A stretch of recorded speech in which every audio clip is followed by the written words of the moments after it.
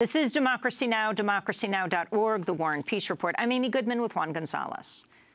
Well, President Trump's chief strategist, Steve Bannon, has left the White House and rejoined the far-right wing website Breitbart News as the executive chairman. Bannon has been one of Trump's closest and most trusted advisors. After departing the White House, he said, quote, "In many ways, I think I can be more effective fighting from the outside for the agenda President Trump ran on. And anyone who stands in our way, we will go to war with," unquote. In an interview with the Weekly Standard, Bannon also said he feels jacked up now that he's returned to Breitbart, saying, quote, "I've got my hands back on my weapons.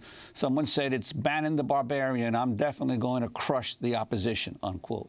His departure came after a series of meetings last week with billionaire funder Robert Mercer, who funds Breitbart and funded Trump's campaign. Bannon met with Mercer Wednesday, and Trump met with Mercer on Thursday. Bannon departed the White House the following day. Well, last week, just before he was ousted, Steve Bannon granted an extraordinary interview to Robert Kuttner, the co-founder and co-editor of the liberal magazine, The American Prospect. Bob Kuttner joins us now from Boston. Welcome to Democracy Now! It's great to have you with us. Bob, can you start off by just describing what happened last week? You got a phone call? No, not quite. I was on vacation. I got an email from Bannon's assistant saying Mr. Bannon had read my column criticizing our China policy, and he wanted to invite me to the White House. And I said, well, actually, I'm on vacation with my family, but this is kind of a moving story, so maybe we could talk by phone. And about an hour later, Bannon called. And, you know, every once in a while you get lucky as a journalist, and he never bothered to put the conversation on background or off the record. And as you know, in journalism, if a high public official, or if anybody calls you and says, I want to talk to you, and doesn't bother to say that it's off the record, that the default is that it's on the record. And he proceeded to say a bunch of staggeringly incautious things on the assumption that because I had also criticized America's China policy as having been dominated by corporations at the expense of workers, and because that sort of overlapped his critique, that we were somehow old buddies and soulmates. And he spent the first few minutes of the interview kind of ingratiating himself with me, telling me what a thrill it was to meet me after all these years. He's been reading my stuff. It was one part naivete, which is an odd word to use with Bannon. It was one part bravado. It was one part recklessness. And it was weird because if he knew he was on thin ice, what's he doing reaching out to me? And can you imagine Bannon trotting into a meeting of the National Security Council saying, hey, you'll never guess who agrees with my analysis, Bob Kuttner? I mean, that would just push him over the edge. And in fact, it kind of did. Well, but some of the stuff that that Bannon has said since then seems to indicate that his resignation was already agreed upon between himself and the Trump administration, the president, that it was only a question of the timing. Is it possible that he already knew he was on his way out and decided, well, I'm going to have a shoot out a blast now and do it through Robert Kuttner? I think there are two possibilities, and we may never know until the historians have at this. I think Maggie Haberman in the Times yesterday probably had the most persuasive and best-sourced explanation. He was on the ropes, and he was negotiating with General Kelly and with Trump to postpone his departure until after Labor Day, and maybe he thought he could rally his forces on let's get tough with China. It's the only explanation that I've seen that kind of makes sense. I mean, if he'd already been fired, it was completely bizarre that he would have called me and said, hey, why don't you come to the White House? Because that would have been fantasy land. So, you know, this is not the world's most stable person. On the other hand, he has a very strategic analysis of how you connect neo-Nazi, white supremacy nationalism to economic nationalism. And what's interesting here is that he's been able to sell his boss, Trump, on the get in bed with white supremacist parts of the nationalism. He hasn't been able to sell the rest of the administration on economic nationalism because, of course, they're in bed with the corporations. It's complete fake populism. And the most recent example of that is the idea that he would use crony capitalism, hiring these private armies, and masquerade as isolationism. I mean, who does he think pays for those private armies? It's the U.S. taxpayer, and as expensive as the Pentagon is, the private armies are even more wasteful and more expensive. So he's all over the map on a lot of stuff, but on one thing he's quite coherent, and that came through in the interview. He's quite coherent that he thinks the winning strategy is you connect racist nationalism, anti-immigrant nationalism, to economic nationalism. And the other really interesting question going forward is whether Bannon is going to try to play a kind of kitchen cabinet role where he talks to Trump in the middle of the night, coaches him. Trump is famous for these midnight phone calls. Or is he going to join a Breitbart, who right now is kicking the president in the shins as kind of a sellout? And in that interview with the Weekly Standard, he was kind of on both sides of that question. He said that the Trump presidency that we fought for and won is over. So, you know, even Bannon can't totally have that both ways, especially since Trump hates being upstaged by his advisors. And that's what did in Bannon. It's what did in Scaramucci. So talk about the other issues that he addressed with you. For example, Charlottesville. I mean, it sounds like, according to the Times, he was going to sort of go, not that he could have gone quietly at any point, but with Charlottesville, of course, his brand of white supremacy, neo-Nazi, the whole issue of the Confederacy, he suddenly becomes front and center. And this is when he's talking to you in the midst of this catastrophic, unhinged news conference that President Trump has on Tuesday. In fact, what was the timing between your conversation and Trump saying both sides were responsible on Saturday, then giving a teleprompter address that's where he condemned the neo-Nazis and white supremacists, then on Tuesday just going off on the reporters and the protesters? He called me about 20 minutes before the press conference started, and it's pretty clear that his fingerprints were all over Trump's strategy of doubling down on the racism. There was a kind of a war between the people like Jared and Ivanka, who wanted him to back off, General Kelly, and Bannon, who wanted him to double down, which makes the timing of the phone call even weirder. He said to you, the Democrats, the longer they talk about identity politics, I got them. I want them to talk about racism every day. If the left is focused on race and identity and we go with economic nationalism, we can crush the Democrats. Bob Kuttner? Yeah, and I pushed him very hard on that in the interview. I mean, I said, look, even if we agree that our China policy is basically selling out to a combination of Beijing's economic nationalism and our own corporations who are happy to take the subsidies, happy to take the slave labor in China and then re-export back to the United States, that really does hurt American industry, hurts American workers. But I said, even if we agree on that, why do you have to get in bed with neo-Nazis in order to take a harder line with China on behalf of American workers? And that's when he kind of drew this picture of a grand strategy where you connect the economic nationalism and the racism to the, you know, the idea that you box in the Democrats by forcing the Democrats to defend people of color.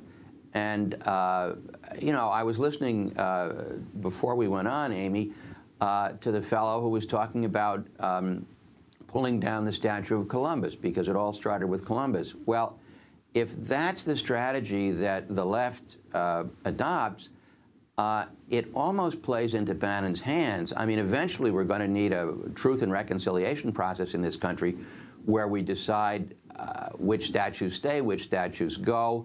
But I think if you took a vote and asked people, you know, do you agree that we ought to pull down the statue of Columbus because the racism and the anti-native peoples all started with Columbus? Even if it did, most people would side with Bannon. So he's very astutely playing off liberals and decent people against this idea that the white working class is beleaguered.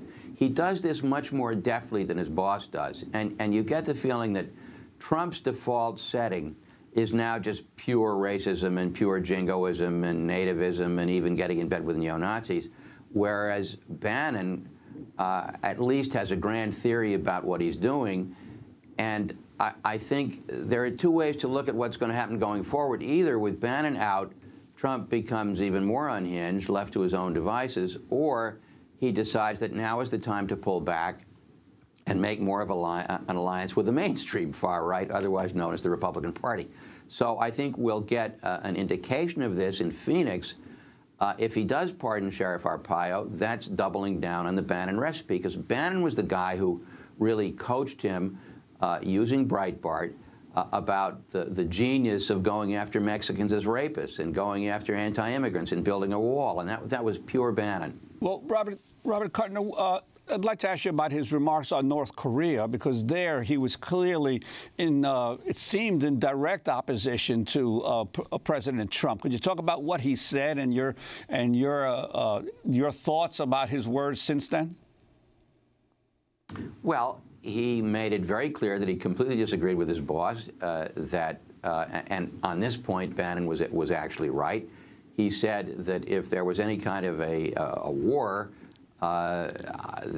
unless, I mean, I can't remember quite the exact words, but almost, he said, unless someone can explain to me how 10 million South Koreans in Greater Seoul are not going to be killed by conventional weapons in the first 30 minutes, then this talk of war is not sensible. He was a lot stronger than that. And of course, that directly contradicted what his boss, the president, had said only days earlier.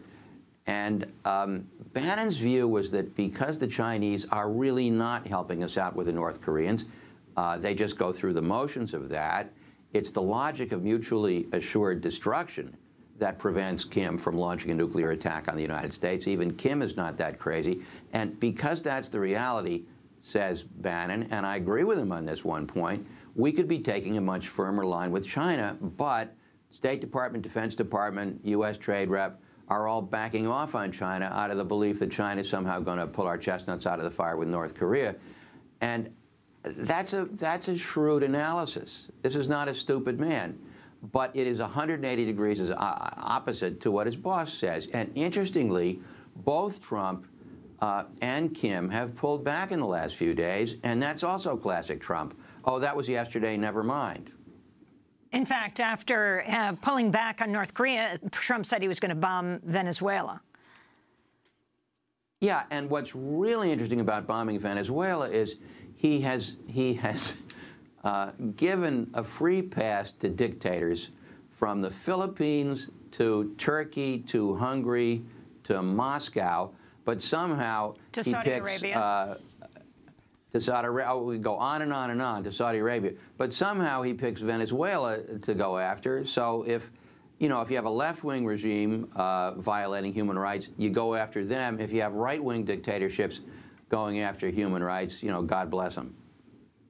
So he talked about the white supremacists in Charlottesville as clowns. Can you talk about his evaluation of what took place there? I think that was another effort on his part, completely insincere, to ingratiate himself with a progressive journalist. I mean, if you're talking to the American Prospect, you think you're not sure whether you're on the record or off the record. And I push him on, well, geez, in order to get tough with China, why do you have to get in bed with neo-Nazis? This is, it's like the guy who will say anything to get a woman to go to bed with him. So he starts improvising. Oh, they're clowns. We don't take them seriously. We got to crack down on them. You don't think he believes that for 10 seconds, and his base knows that he doesn't believe that for 10 seconds. I wanted to go back to what you said about organizing and the monuments that are coming down all over. President Trump saying that people will take the beauty out of state parks and cities. The beauty. These are the monuments to the Confederate and slave-holding soldiers and generals. And what about the power we're seeing right now all over the country of people fighting back, of people taking down statues? I mean, we saw certainly, you know, there wouldn't be a statue of Adolf Hitler just to remember that that's what happened in Germany.